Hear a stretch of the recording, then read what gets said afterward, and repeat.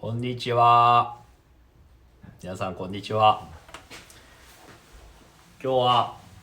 市場直送の花の、水揚げですね。まず受け取ったらどうしていくかみたいなのをやっていきます。この商品一応ちょっとこれ YouTube にもアップするので経緯を説明させていただきますけども、今ちょっと新型コロナウイルスの影響で、いろいろ経済が、大打撃を受けていますが、花業界も、例外に漏れず、随分と打撃を受けています。で、僕らもアイロニーもパリ店も、青山店も芦屋店も、営業はもう中止してるんですけども、オンラインストアの方で注文をいただいている分の出荷だけを今芦屋店の方からしているっていう状況でやらせてもらってます。で、たくさんの花屋さん休業する中でイベントなんかも中止になったりとかっていうこともあって、花の消費が落ち込んでるので、花はねどうしてももう育ってきてしまうので廃棄になる花はたくさん出てきて、農家さんも厳しいだろうなと、市場問屋さん花屋、今も花業界に関わらずみんな、随分危機的な状況になってると思うんですけども、その中で少しでも、花を楽しんでもらうっていうのと、あとは自宅で、待機することが一番安全だと、感染者を広げないということもあって、ずっと自宅にこもってる方も多いので、精神的な部分でね大変なことも出てくるかなと思うので、花やっぱり僕らなるべくたくさん届けたいなっていうのもあって、市場とか問屋さんにご協力をいただいて、花を市場から、僕が選んだ数種類の花を、組み合わせて、アイロニーのボックスとして花を皆さんのところに直送してもらうっていうのを、始めています。で、産地直送っていうのがよく僕ら、農作物だとあるんですけども、あれと少し違うのは僕はアイロニーの、仕事ビジネスをしていく上で市場とか問屋さんが花を集めてくれてて、流通のこととかを、取り仕切ってくれてるっていう状況はすごく助かっていて、産地直送で、中間を飛ばして、コストを下げるっていうことは一つビジネスの上では有効なことだと思うんですけども、花業界全体で、助け合いつついいところを、取ってやっていければいいなっていうふうに考えているので、今も産地直送も今はね必要なことだとは思うんですけども、できれば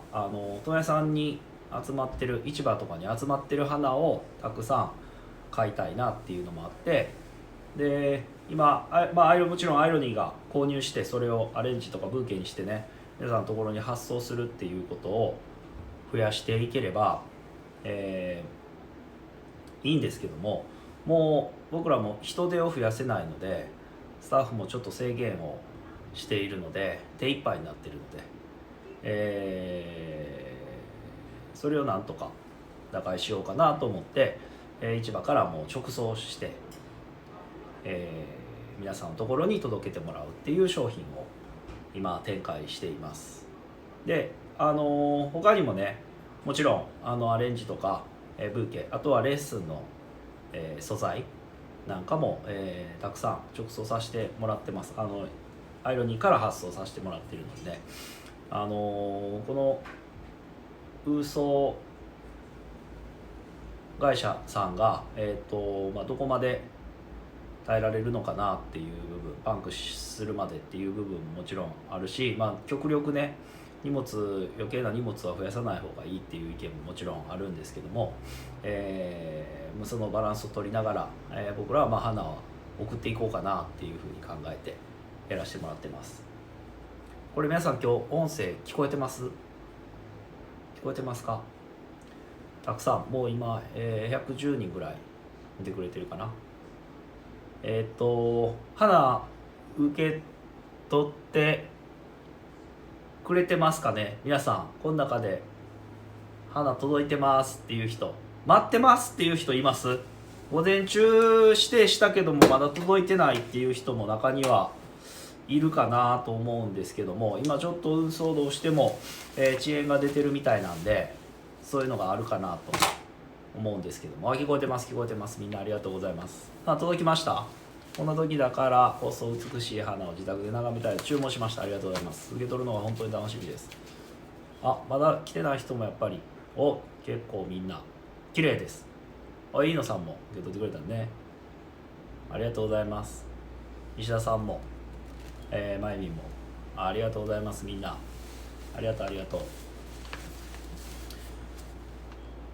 オリーブ1209さんもね、ありがとうございます。たくさん。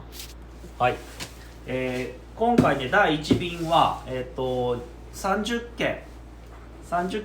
送らせてもらって、そのうち1つは、アイロニーが受け取ってます。でこれね一番目頼んだところは神戸姫路製菓というところで、僕は一番昔から付き合いの、太いところというか、長く花を買っているところに相談して、これ始めて、来週からはね他の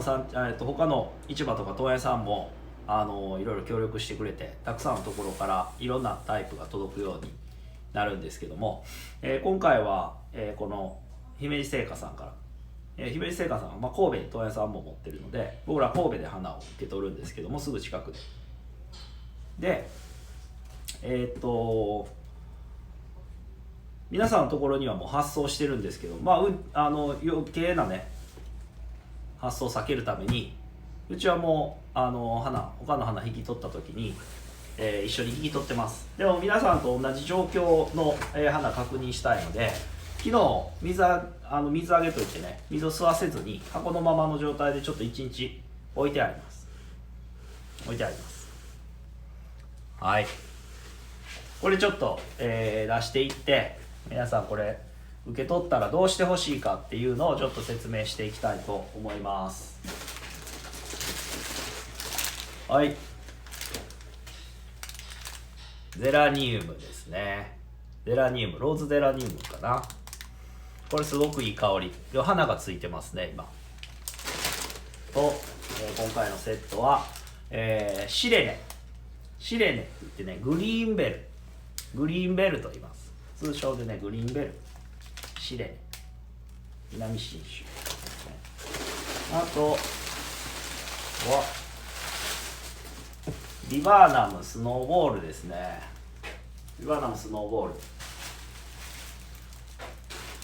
結構なボリュームですねこれね。はい、でもう一つは長いバラ、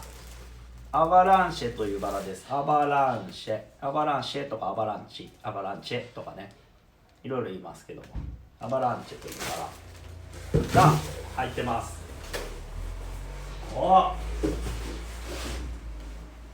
さあこれ花受け取ってもらったらどうするかと、次回のために予習します。ゼラニウムお花咲いてません。花入ってなかった。咲いてないね。これでもつぼみついてるんちゃうかな。咲いてくると思うよ。さあおそらく皆さんこういう足元にね、これ保水のため、運送のためにこれゼリーをね、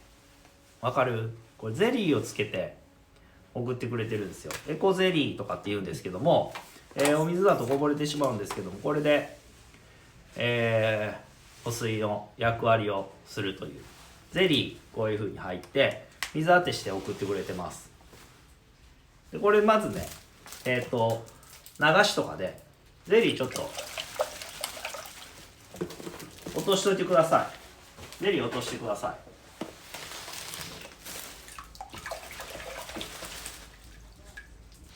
ゼリー落としましょう。はい、これね。でどれかするかな。はい、上にそうかな。これはもう昨日うちでやってくれた。これ全部ゼリーがついてたらこうやって流しでザーッと流してゼリーを落としておいてください。OK。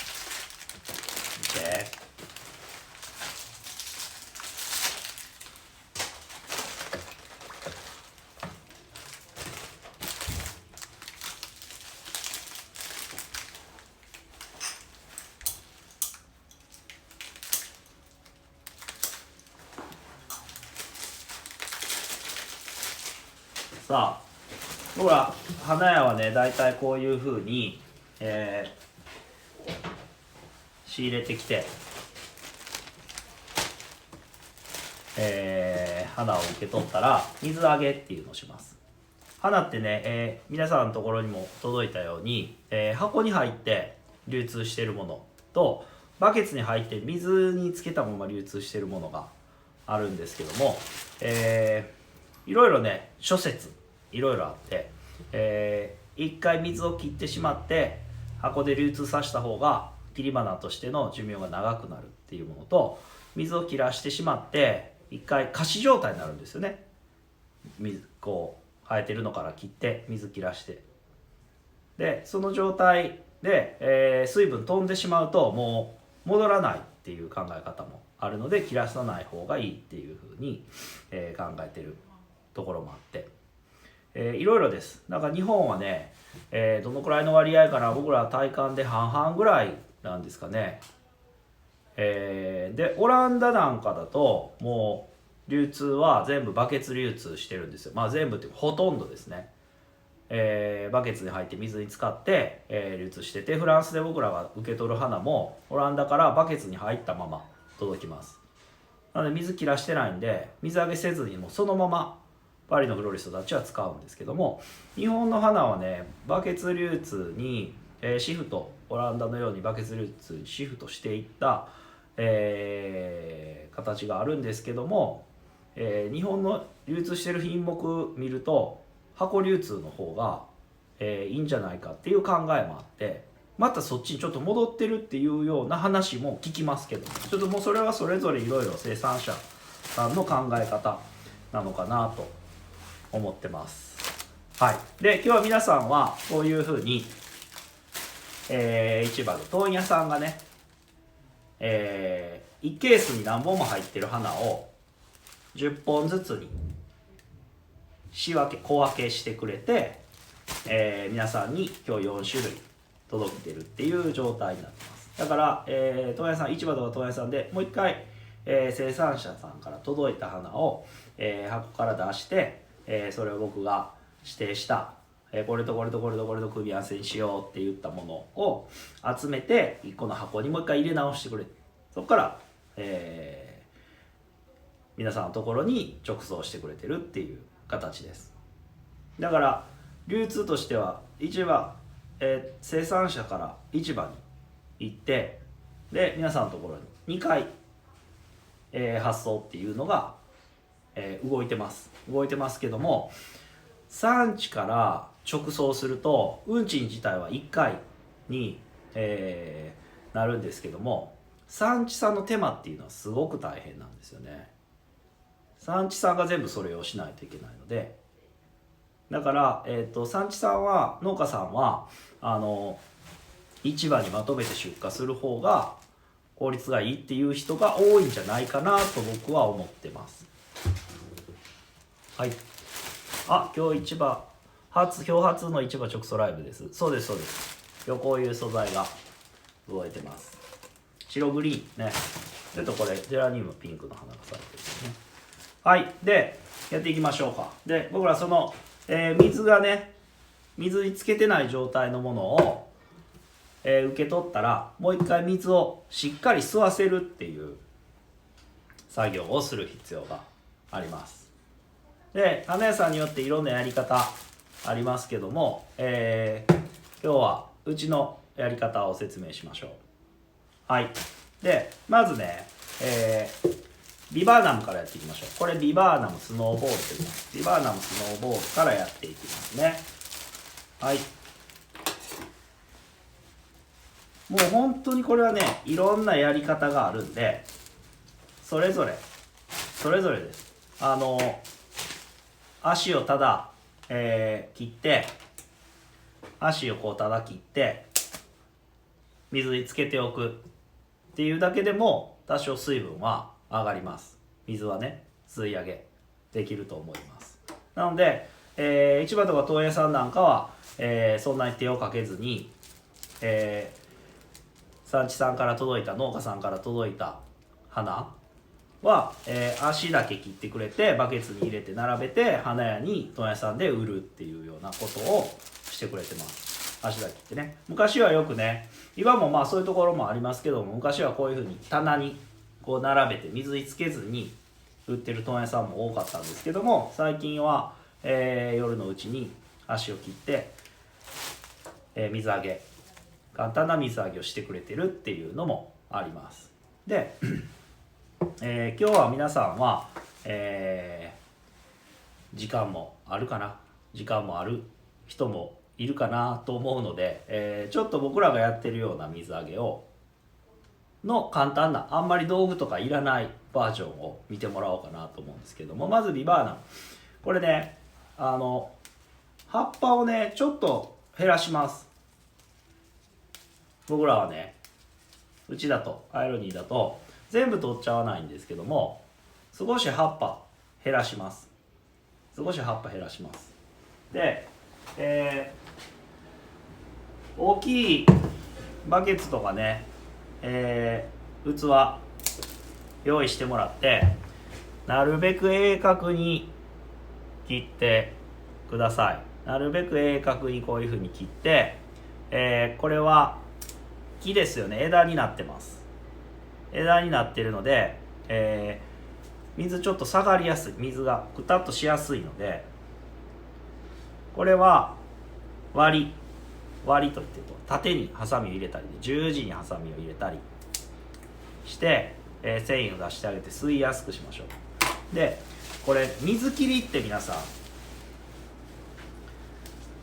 ん、昔はね、水中で水の中で切り戻しっていうのをしないといけないっていう風にしてたんですね。でこれ切った時に水圧で水が上がるという風な感じだったんですけども、僕ら花屋の仕事だと、たくさんの花を取り扱うので、一個一個水切りしてるとすごく大変なので、水切りってあんまりしてないんですね。なので切ったらすぐに水につけるっていう風にしてます。だから葉っぱを落としてこういう風に水につけていきましょう。でこれもね、自宅でできる簡単な、皆さんバケツとハサミがあれば、自宅でできる簡単な、水揚げの方法だと思うので、こういう方法に、してますけども、よいしょ。普段は僕らはね、もうちょっと違うやり方をするので、それも後で見てもらおうかな。で葉っぱ取るのはね、例えば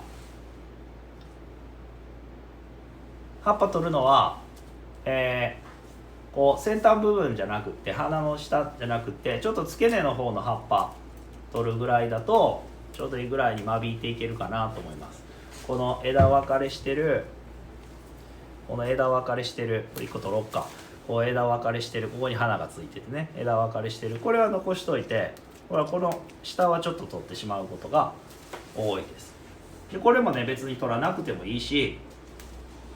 もっとたくさん取った方がいいっていう、人もいるしね、もう本当にいろいろです。こうしてると必ず正解っていうのはないのでね、僕らはもうねその時その時で感覚的に、葉っぱはねちぎっていくような感じで、葉っぱこうやってプチプチってちぎっていくような感じでしてもらうといいですね。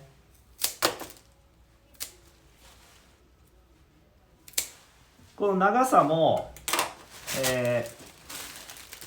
それぞれのこの花の長さ、長ければ長いほどやっぱり水ってここから吸い上げて上まで行きにくいので、もしこんなに長く使わないな、いけないなと思ったら短くしてもらっても構いません。短くした方が、水上がり良くなると思います。でこれ今葉っぱ落として、足切って水につけました。これでもいいんですけども、これだけでもいいんですけども、もしね、ちょっとくたっとしてるな、花がちょっとくたっとしてるなっていう時は、これをね新聞紙でこれらの花を巻いてあげてください。くるくるくる。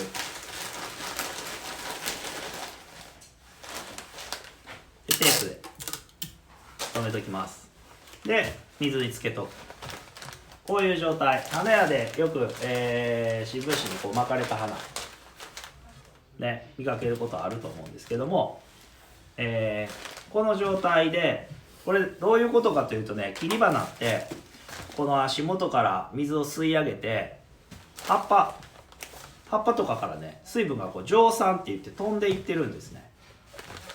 水分蒸散するので、これを防いであげる、蒸散を防いであげるために新聞紙で包むと。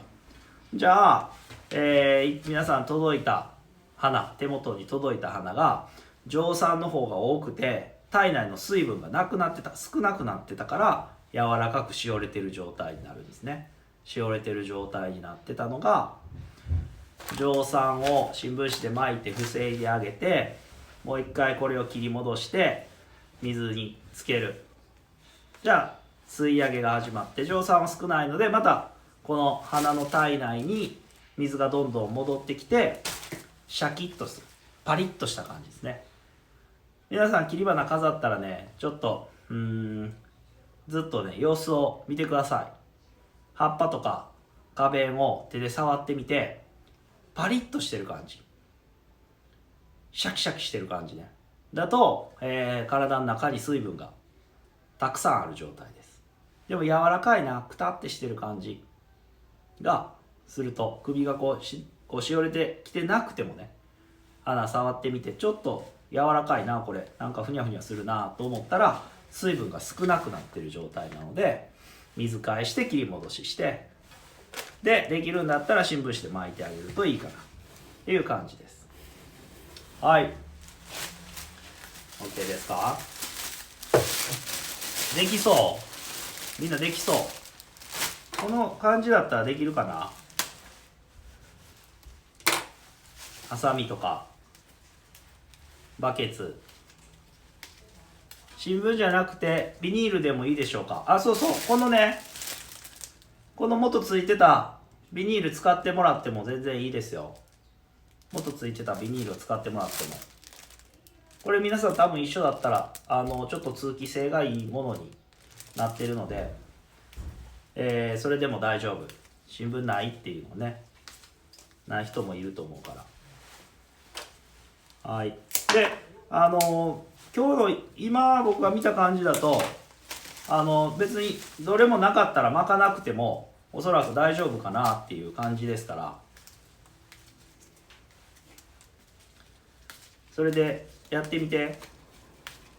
新聞とかね、もう今取ってないもんね、普通ね。でこれハサミで今鋭角に切ってるけども、これちょっともしね皆さん、自宅で花飾ったりするのにちょっとプロっぽくしていこうかなと思うとね、こういうフローリストナイフっていうのが Amazon とかでも売ってます。ビクトリノックスね、これスイスの十徳ナイフとかあるね、ああいうところにもあります。で、ナイフでこうやってこう切った方が、これ見える？これハサミで今切ったもの、ナイフで切ったものの方がかなり鋭角に切れますよね、角度が。だから、ナイフを使える人はナイフを使った方が水上がりがいいっていう花ももちろんあります。でもね、大丈夫、ハサミでも全然大丈夫。ナイフはね、危ないので無理しないようにね、無理しないようにしてくださいね。はい、こうね、こんな感じ。ナイフで切ったらね、このビバーナンも今日は別に割らなくても大丈夫なぐらいかな。ハサミで切る人は縦に割りを入れてもらった方がいいかなと思います。ナイフで茎ではなく指をざっくり、やめてね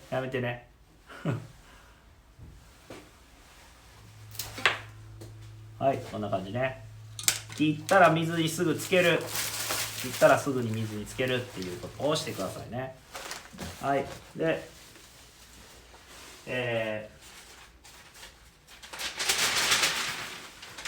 新聞紙があれば巻いておく。はい、こんな感じで、これ普通に今、水に入れて切ってますけども、花によってはいろんな水揚げの強度があって、一つもうちょっとしっかりしようっていうので、湯揚げっていうのがあるんです。湯揚げってね、皆さんケトルあるじゃないですか、電子ケトルみたいな、ティファールみたいな、ああいうのもし持ってたら、カパって口は割と大きく開くじゃないですか。あれでお湯沸かしてもらって、80度ぐらいかな、80度ぐらいにしたら、それを、お湯にねつけてもらう。お湯につけてで数秒、3秒とか5秒とかってよく言いますけども、お湯につけて、でその後すぐに水に入れるっていう風にすると、これね、もちろんその湯揚げする時はこうやって新聞紙で巻いて、蒸気で花が傷まないようにして、こう斜めにしてここだけつける。これぐらいつけてね、で水にすぐつけてあげると、この水を吸ってる管が導管っていうのがあるんですけども、茎の中にある管の中の空気が熱で膨張して、で水にその後またつけることによって今度は収縮するので、その力で水を吸い上げるっていうやり方があります。これも、湯揚げも頑張れば皆さん自宅で、できるかなと思います。でもう一個、それよりさらに強度が強いもので、燃焼、焼くんですね。この部分切ったらコンロとかでね、コンロに火つけて、電気のだとダメですけどね、ガスコンロに火つけて、ここを燃やす。これ火事とか気をつけてね、そんな燃え盛らないと思うけど、ここを燃やしてもらって炭になるぐらいにするんです。で水につけると。でそうすると、同じような感じ、膨張して収縮する力を利用するのと、あとはこの茎の部分の先端部分が炭になっているので、水をろ過するような、働きがあるっていうふうに言われてます。でそういうのいろいろね、水揚げ方法っていろいろあるので、本も出てるし YouTube とかでね、うちは YouTube 水揚げの方法いろいろは紹介してないかな。でもいろんな記事があると思うので YouTube なんかで見てもらっても、いろんな花の水揚げ方法みたいなのもあるし、そういうの見てもらうといいと思います。でも今日の花買ってくれてる人は、僕は全部、水揚げ方法っていうのを説明していくので、それを見てもらうといいかなと思います。はい、その次、今度ゼラニウム、めちゃめちゃいい香りです。はい、これねこういうハーブ系葉っぱがすぐ黄色くなったりね水が下がるもの多いんですけどもこれは大丈夫な、産地産のものになりますね。はい、これすごいいい香りですよね。こう葉っぱこうやってこすってみて匂い嗅いでみてください。いい香りで、これは下の方まで葉っぱがついてるから下の方の葉っぱを落としちゃおう。でその時気をつけてほしいのはこういう小さい葉っぱも茎には残ってることがあるからそういうのもきれいにしてあげてください。で鋭角に切って、水につけてもらいましょう。はい、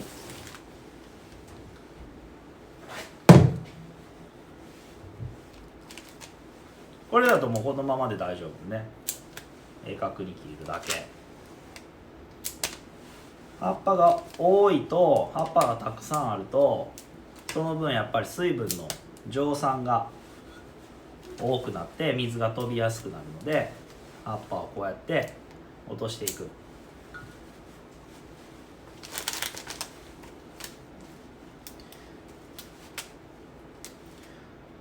で僕らはね店では基本的にはもう葉っぱをわーっと落として一個一本切らずにね葉っぱを落としたやつを新聞紙で巻いてそれを束にしたものをナイフでまとめて切って水につけていくっていう風にもっとスピード感を持って水揚げっていうのはするんですけども、皆さんは自宅だったら小さいハサミを使って、少しずつやってもらうのがいいと思います。ゼラニウムね花が綺麗ですね。でこれ下の方の葉っぱを落とすのは、この葉っぱが水に浸かってるとバクテリアが発生しやすくなります。バクテリアが発生すると水を吸ってる導管っていうこの茎の断面穴が開いててね水を吸ってるところにバクテリアが詰まってきて水の吸い上げが悪くなるので、そうならないように足元をこうきれいにしてで水につけていきましょう。はい、こんな感じでこれももし、可能であれば新聞で巻いておいた方が確実かな。これ巻かなくてもおそらく今日のは大丈夫だけども心配な人は新聞で巻いてください。じゃあ水分ちょっと、蒸散が防げますからね。こんにちは、こんにちは。来週お願いしているのでとても勉強になるので本当に楽しみです。そうそうこれねもう来週も同じような形でお昼に届いたお昼にやっていくけども、もしも午前中早くに届いたらね先に今日の動画見てね、同じような花だったらやっていってもらっても構いませんからね。はい、よし。でその次シレネ、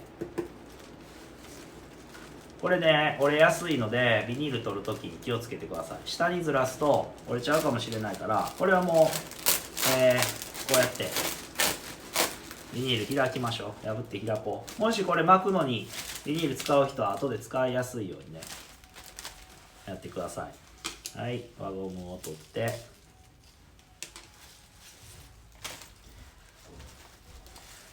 でもう一つね、これ皆さんこう束になってる花を葉っぱ取っていくのに1本ずつ取り分けるときにこう持ち上げようとするとこの部分引っかかってるから折れちゃうんですね。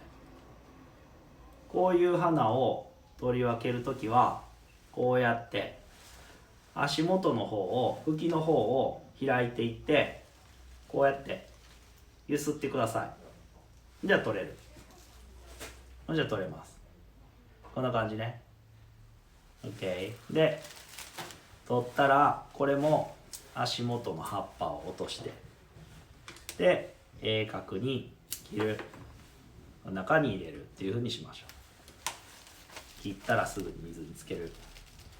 はい、折らないようにね下の方の葉っぱ取って角に切って水につける。こうね、すぐ取れるね。はい。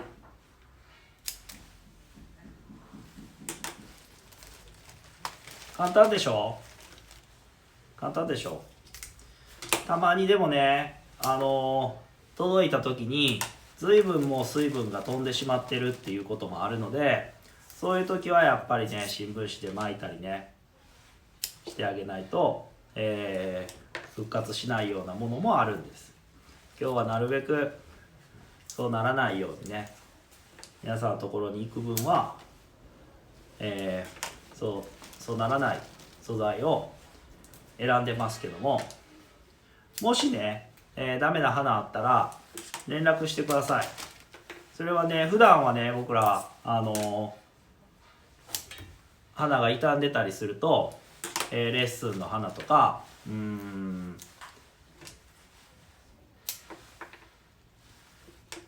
ギフトアレンジとかね、ブーケとかを注文を受けて送ったものの花が傷んでたら、すぐに、代品を発送します。するんですけども、今回の、この市場直送の花は、もし傷んでた花があっても、代品を送るとね、また運送1件増やすことになるので、それはね、その傷んでた花の分の、返金処理をさせてもらうようにするので、アイロニーの方からね、それはで、その花が、問屋さんからの、梱包の問題でそれがダメだったとかね、産地さんの品質があんまり良くなかったとか、その問題がどこにあるかで、それをみんなで、どこで伝票をこうマイナスにするかみたいなのを決めていくので、まずはもうね、何か問題があったらアイロニーに、連絡してください。で、運送のトラブルみたいなことももちろんあるので、なるべくね、今回の市場直送の花を受け取った人で、花気に入らなかったな、なんか水が下がってて傷んでたなとかっていうことがあったら、写真をね撮っておいてほしいんです。写真を撮っておいてもらって、その状況を見て、僕らはどういうふうに対応できるかっていうのを判断するので、ぜひそうしてください。はい、今これ3種類まで終わりました。はい、最後バラいきましょう。アバランチェ。なんか質問あったらどんどんしてね。大丈夫そうですか？で、これ水揚げしてね、水をしっかり吸わせるのに数時間、今日の花だとこれ見てる感じもうすぐにでも使えそうなぐらいですけども、今日は夕方また6時ぐらいにね、この花使って自宅で皆さん、花を飾ってもらえるようになんかライブでしましょう。こんな感じでブーケ束ねようかとか、この残った花材はこういう風に飾ったらみたいな感じのライブもしますからね。これも毎回そうやっていこうと思ってます。とりあえず今、商品としては5月2日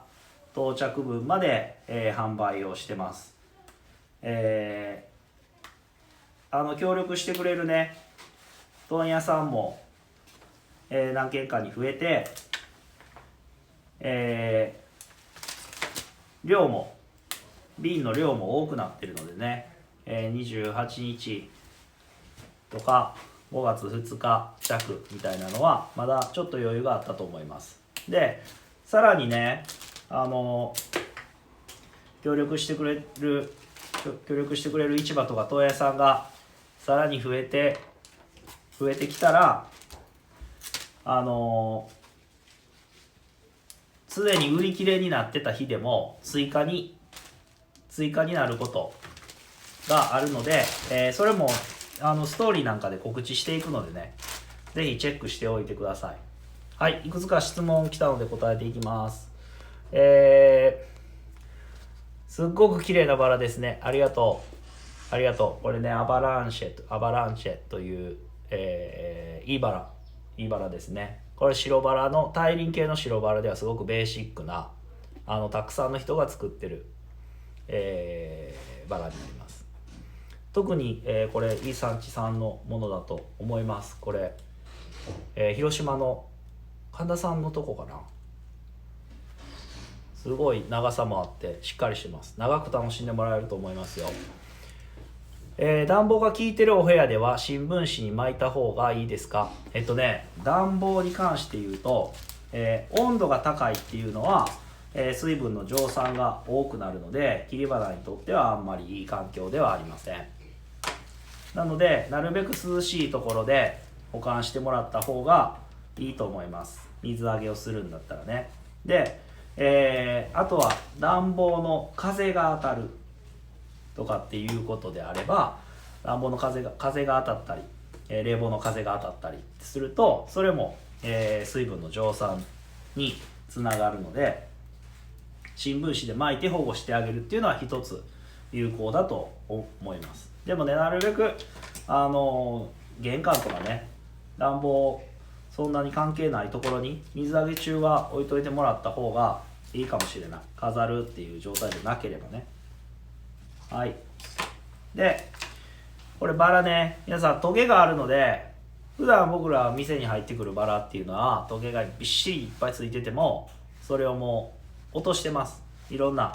方法。僕らこうやってナイフをこうやって使うことも多いです。トゲを取ったりね、トゲ取り機みたいなのもあったりするし、こう挟んでね、これやりってするのもあったりするし。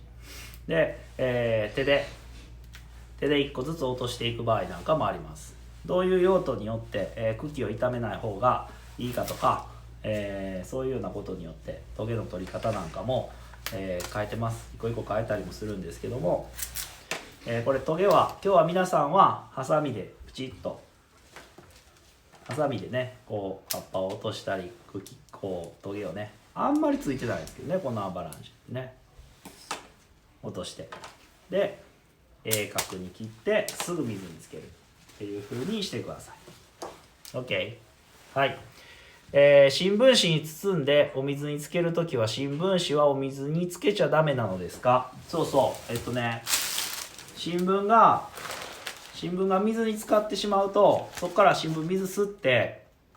どんどん新聞が全体濡れてきたりします。でそうするとね、今度はね、水分の蒸散は防げるんですけども、蒸れにつながる時があるんですよ。蒸れてしまうこと。一晩ぐらいだったらそんなに影響ないと思いますけどね、今日3時間数時間ね、夕方のインスタライブの時に花飾るまでに新聞ボトボトに濡れてたりしても、蒸れちゃって茶色くなるっていうことはないと思いますけども、普段あまり、濡れないようにしてもらった方がいいかもしれないね。はい、 OK。 In Japan, you buy the flower wrap in the paper or you keep it like this in your shop from Holland. All flower come in plastic. そうですね、まだプラスチックを使ってるところが多いね。The farmer in Japan use wrap in the plastic, maybe 80%, maybe 80%。これこういうねスリーブもね、オランダとかだと紙のものを使ってるところが増えてきてて、ビニールのゴミを出さないっていうのでね、っていうところもありますね。はい。バラトゲはあります。トゲあるよ、綺麗。茎はどのくらい水に浸かるのがベターか、上の方まで浸かりすぎると良くないですか？今日の花で言うと、普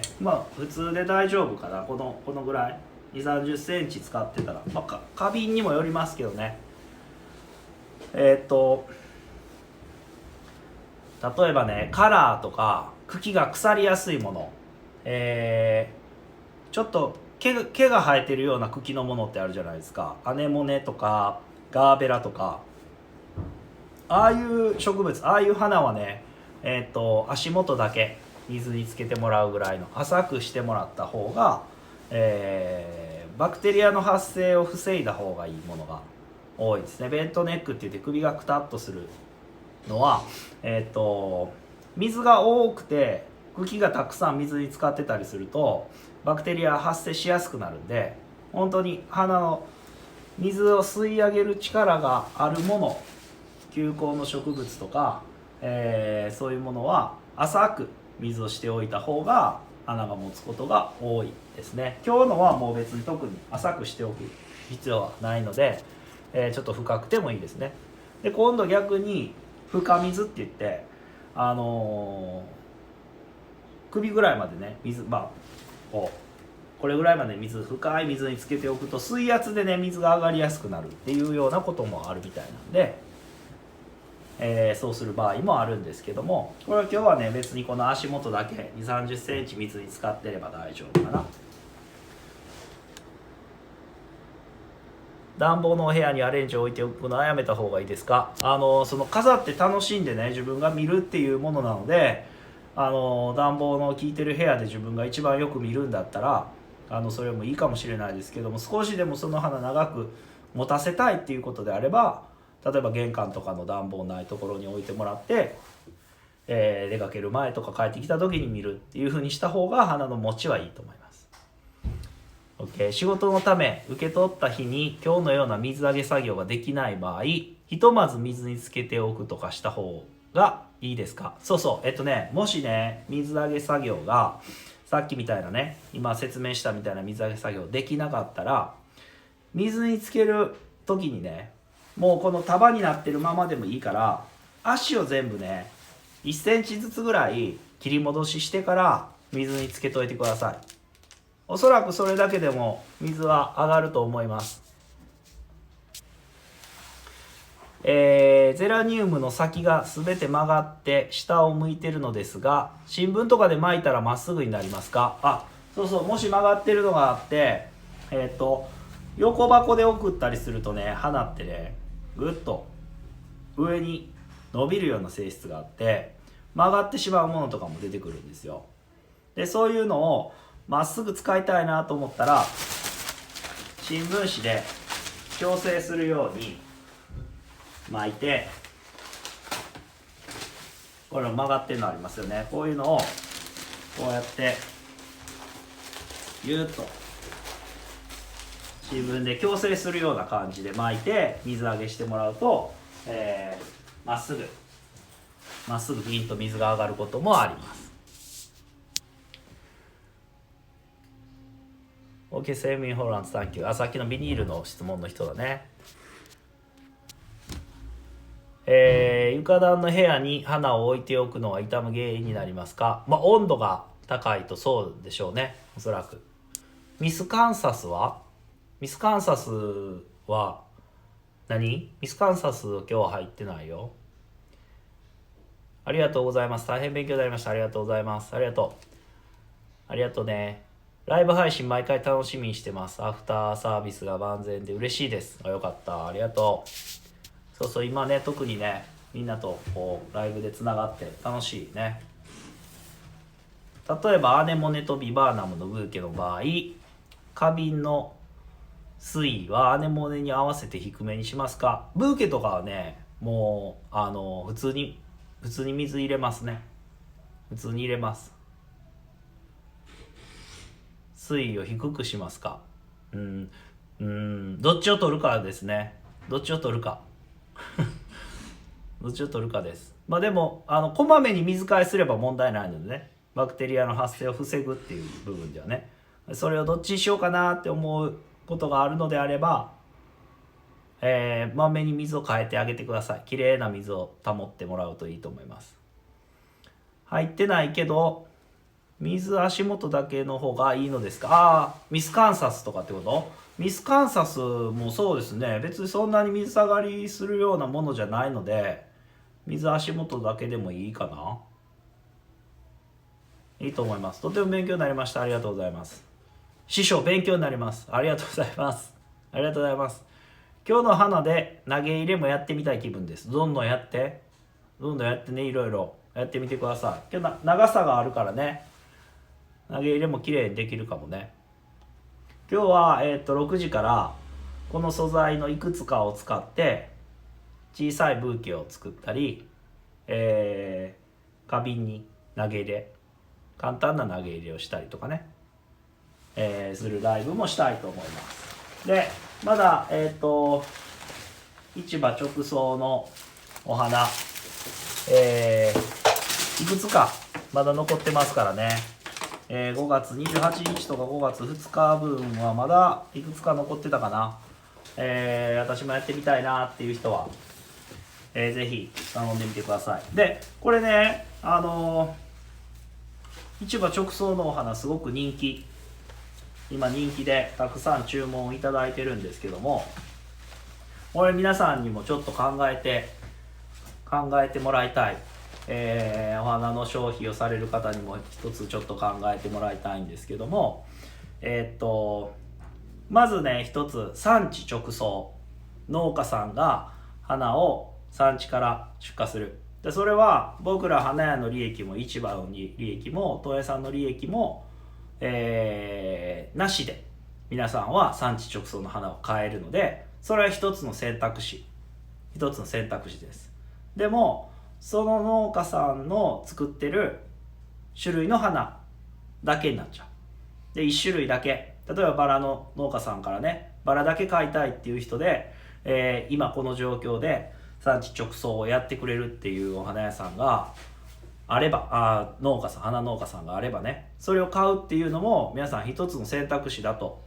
思います。でそれは僕は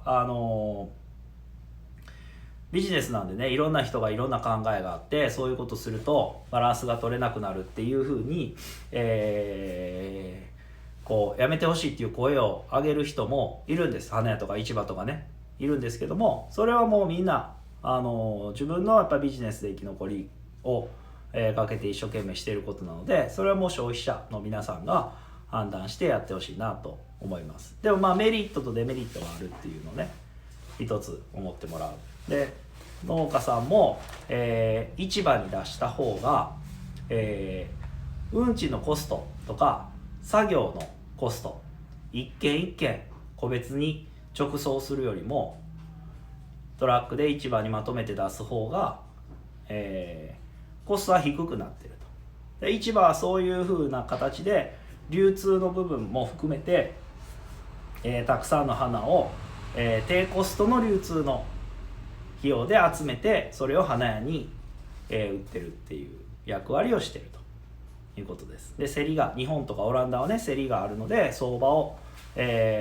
格によってコントロールして、花がたくさん、流通するようにな仕組みがあるっていうのがまず一つですよね。で今回の、市場直送っていうのは、産地直送じゃないので、市場の人にも仲卸さんにも、花を売ってる普通の利益が出てます。で、僕はこういうふうに花を選んでセレクトして皆さんに販売をして動画を撮って説明するっていうことで利益を得ているので、この形で、僕ら花屋が市場に花を取りに行って、花屋のスタッフが皆さんのところに花を送るっていう作業はカットできてる。その分だけが、今回はこれは安くなってるっていうものになります。市場直送の花っていうのね、あんまり普段なかったですけども、今このコロナの状況に合わせてこういう風にしたらどうかなっていうのがちょっと出てきたっていうのが一つと、で最後普段通りの方法ですよね。農家さんは市場に送って、市場はたくさんの花を集めて、で問屋さんが、それを小分けにして、こういうバラなんかでもね、農家さんは1ケース50本とかで箱に入れて、バケツとかに入れて、発送するんですね、送ってるんですね。だから産地直送なんかでも、もしそのロットで行くんだったらこのバラが50本届くけども、市場も花屋の利益も乗っかってないから安いよっていう商品が一つあるっていうことね。で花屋はさらにその小分けされた花、10本ずつとかに小分けされた花を問屋さんから買って、もちろん市場からね50本丸ごと箱で買うっていう場合もありますよ。それを小分けされた花を問屋さんから買って、それを3本とかね、1本とかさらに小分けにして、ロスが出るっていうリスクも、ありつつそれを売っているので、値段が花屋のところでまた変わってくるという感じです。で、こういうのをしてみてやっぱりアイロニーの花、普段僕らがやってるアイロニーの花っていうのは日本の市場のこの、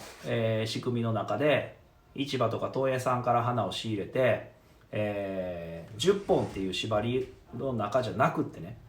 今回これ全部10本ずつなんで価格でこれぐらいの金額、これぐらいの、花の、種類になるんですが、立ち上がっちゃった。さらにね、僕らこれを小分けにして、2本これを2本これを3本これを5本とかっていう風にさらに組み合わせのバリエーションをつけることによってもちろん価格は高くなっちゃうんだけども、よりクオリティの高いものとかより少ない金額で、たくさんの種類の花を提供したりできるっていう、そういう、いろんな方法というかね、いろんなパターンがあるので、今、いろんなお花屋さんが、対面での販売っていうのを少なくしていて、近くのお客さんが多いっていうところは、配達、自分たちでできる範囲で配達を増やしていく。でそれもドアノブに引っ掛けておくとかね、対面しないような配達を増やしている花屋さんもあるし、アイロニーなんかはオンラインストアで普段から、花を販売して発送してるっていうことが多いので、今はもううちはオンラインで、花を発送する、ギフトのオーダーを受けたりブーケを作ったりアレンジを作ったり、今度はレッスンの素材なんかもね今、みんなが集まってレッスンするんじゃなくてそれぞれに花を送って、オンラインでレッスンをするっていうようなこともしているということです。いろんな方法があるのでね、でいろんな花屋さんがいろんな形でやってます。農家さんもやってるしね。で残念なことにね、飲食店とかだといろいろやっぱ経済が少しやっぱり飲食の方がレストランとかね、そういうことの方がニーズも多いし経済が大きいので、例えば今芦屋市なんかでもテイクアウト、普段のレストランがテイクアウトを始めてる店ばっかりを集めたアプリとかっていうのが、開発されて、そこにみんなが登録してね、飲食の人が、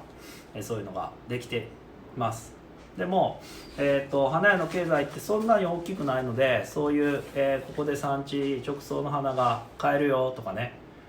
市場直送の花が配達してる花屋はこんなところだよとか、オンラインで注文受けてるのがまとめたりっていうのが出てこないんでね、皆さんぜひねそういうのを自分で探してみて、花はねどうしても必要っていうものじゃないっていう人ももちろんいてね、食べ物とかねそういうものの方が大事っていう人もいるけども、それぞれ人の価値観で中には食べ物買うんだったら花を買うっていう風なね人もいるんで、なのでどうしても必要っていう人もね、花をちゃんと手に入れられるようにね、ぜひぜひそういうのをちょっと情報シェアしてもらったりね、こう市場直送の花今回こういう選択肢もあったっていうのでね、皆さんに、教えてもらって伝えてもらってシェアしてもらってね、楽しんでもらって、心も健康にねこの時期乗り越えてもらうといいと思います。じゃあもうこれちょうど1時間いいタイミングです。また受け取った人でねこれちょっとわからないとかっていう人あれば僕のインスタグラムに DM くださいね。ありがとうございます。じゃあまた6時ぐらいにねこの水揚げした花で楽しみましょう。ありがとうございました。いい話です。ありがとうございました。ありがとうございました。ありがとうね。200人もすごいな。また夕方にまた